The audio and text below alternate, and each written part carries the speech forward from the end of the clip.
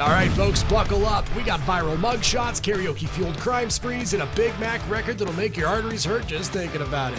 Oh, and did Jim Morrison fake his own death to become a janitor in Syracuse?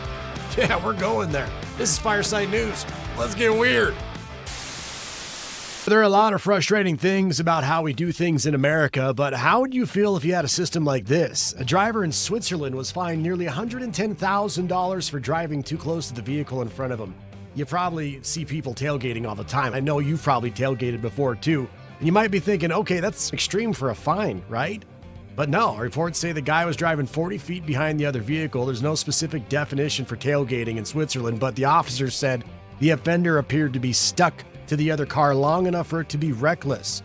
The $110,000 amount wasn't juiced up based on the severity because obviously he wasn't tailgating that bad. But in Switzerland, fines are based on your taxable income to ensure that rich people feel the punishment just as much as someone who's getting minimum wage. And this driver apparently is a millionaire lawyer, so the fine was pretty hefty. This happened a few months ago, but the guy's been fighting in court. And the good news and bad news for him is the ticket was upheld, but it's suspended fine, meaning they won't have to pay it as long as he avoids committing any other offenses within the next 2 years. But he spent about $14,000 fighting the case in court, so he is on the hook for the court fees. Remind me not to tailgate next time I'm driving around Switzerland. Great news, Doors fans. Jim Morrison is still alive. He's just been hiding in Syracuse, New York as a maintenance worker named Frank. At least that's according to a new documentary called Before the End, Searching for Jim Morrison. It's been on Apple TV Plus since January, but for some reason it just started getting attention. The movie claims Morrison faked his death and went into hiding, eventually meeting this guy Frank and assuming his identity. Frank actually speaks in the documentary and even has a scar on his nose where Morrison once had a mole. Now in the movie, the filmmaker shows a picture of Frank to two of Morrison's ex-girlfriends, and they burst into tears at the resemblance. So apparently they might have something going here. Is Jim Morrison still alive and now just posing as a maintenance worker in Syracuse, New York? Sounds like an interesting documentary to waste an afternoon watching, right? If you could eat this much fast food and know you're going to live to 70 years old, why not do it, right? 71-year-old Don Gorski of Wisconsin hit another milestone, and you might know him better by his nickname as the Big Mac guy. He had his first Big Mac in 1972, and he loved it so much that he ate 2 more that day. Then he went back the same day and ate 6 more, so he had a total of 9 Big Macs the first time he ever tried one. And now he's averaged 2 Big Macs each day for the past 53 years and hit a milestone of 35,000 Big Macs on Saturday. He did it at the same McDonald's where he bought his first Big Mac, and fans and media were there for it. He handed out commemorative buttons and coupons for free value meals. He's been open about having OCD and says he's been obsessed with the Big Macs. He claims they make up at least 90% of his diet, so he has to walk 6 miles a day to make up for that. He earned a Guinness World Record in 1999 after 15,000 Big Macs were downed, and he takes his record very seriously. He claims he saved every receipt and every Big Mac container of the 35,000. He actually had to dial it back last week to make sure he hit the 35,000 Big Macs on the nose. So in the days leading up to it, he only had 1 Big Mac a day. I guess he was on a diet, but congratulations on the 35,000 Big Macs, Don. It's a miracle you're still alive. Remember when employees would push for casual days so they could wear jeans to the office? That was pre-pandemic, pre-remote working. Now, jeans aren't casual enough. There's an emerging trend of people wearing sweatpant jeans, and if you haven't seen it yet, it's what it sounds like. It's just sweatpants that are made to look like denim jeans. They're already available in a bunch of styles. If you Google sweatpant jeans, they're the ones in every style that regular jeans come in, including high waist, wide leg, low rise, torn, or distressed and skinny jeans. The prices are all over the map, but many of them are affordable. They're closer to sweatpant prices than they are for trendy jeans prices. And according to CNN, they're becoming a major viral trend, so someone at your office is probably going to try to pass those off as jeans for casual days. And that might work until we slide further down the slippery slope and people want to show up to work in their underwear. If you're hammered at a bar on St. Patrick's Day weekend, you may get the urge to sing Linger by the Cranberries, but it's not cool to turn into a zombie if it doesn't work out. You see what I did there? A 34-year-old man in Clearwater, Florida named Aaron Jablonski was at a place called the Overtime Sports Bar at 2:30 a.m. this past Saturday when he apparently became furious because a karaoke machine wasn't working. He stormed out, and then when another karaoke fan tried to get him to cool down, chill your jets, bro, Aaron was not in the mood at all. He pulled a out of his waistband, pointed at another guy, and said, "I don't effing care." Someone called the cops, and when they showed up, Aaron still had the Witnesses say they saw him waving it around, even firing a round off, but no one was hurt. Aaron was arrested on 2 felony charges, aggravated assault and possession of a firearm by a felon. His rap sheet includes convictions for DUI, disorderly conduct, theft, and 2 separate incidents of battery on a police officer, landing Aaron the top spot as our dum-dum of the day. All right, time for some news that doesn't suck. A few more good news stories making the rounds. A Peruvian fisherman was rescued last week after he survived 95 days lost at sea. His name's Maximo Napa, and he's 61 years old. He got pretty emotional when he got back to dry land. He said he's thinking about his mom and his 2-month-old granddaughter, and that's what kept him going. He survived on rainwater and by eating birds, turtles, and cockroaches. He hadn't eaten anything in 15 days before a patrol boat out in Ecuador found him last Wednesday. He'd been gone since December 7th and was 680 miles from shore. The first brown bear to have brain surgery is doing well. His name's Boki. A zoo in England did it back in October after vets found a buildup of fluid in his brain. This is right before he went into hibernation, so they had to wait until he woke up to see how he was doing. They say he slept it all off and made a full recovery. A company in Las Vegas helped rescue a young cat stranded on the side of an overpass for 3 weeks. Helix Electric hires out electricians, and the CEO's daughter got him to send a boom lift to get someone up high enough to grab the cat. They used 2 nets to catch the cat and got him to a vet. He was dehydrated and very thin, but okay. They paid tribute to the company by naming the cat Helix. Helix the cat, yeah.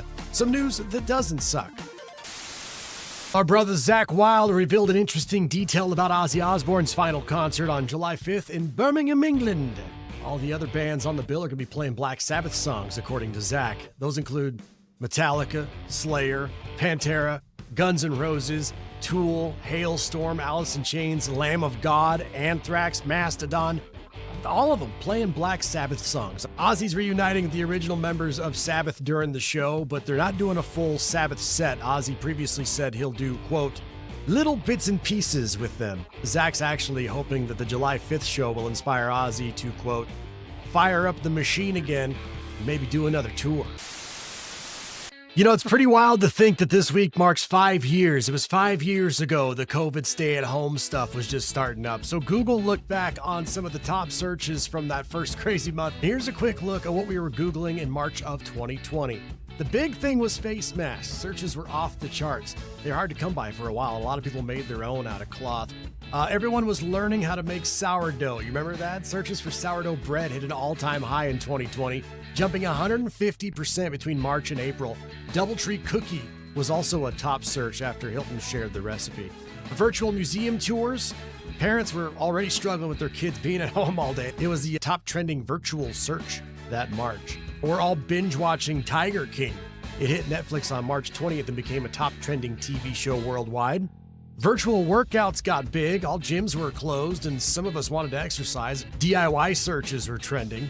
Now we had more time on our hands for projects. I think I remodeled the bathroom. Loungewear became a top trending search. If you're stuck at home, we wanted to be comfortable.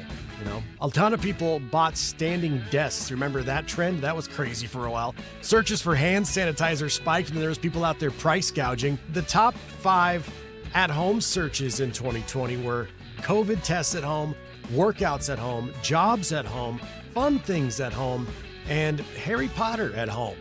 It's a feature HarryPotter.com launched in that April to help out with parents and teachers. But there you go. I mean, the top Google searches from the COVID lockdowns 5 years ago. Do you remember Jeremy Meeks, the hot felon with the mugshot that went viral? It happened in 2014. Then he got out of prison and turned into a modeling career, I guess. Well, here we go again, because another hot mugshot is all over social media after a sorority girl in Georgia got arrested this month. Her name is Lily Stewart. She's 20. She's currently enrolled at the University of Georgia. Go Bulldogs!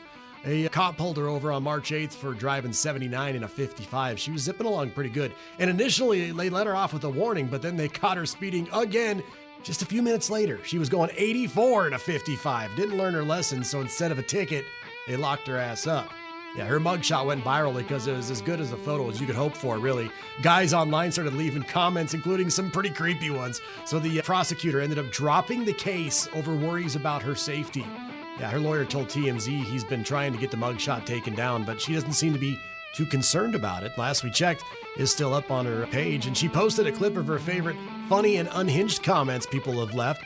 She was trying to get the last pumpkin latte of the season, or trying to get a bunch of bottomless mimosas, or, my favorite, Your Honor, my client, totally didn't see the speed limit sign.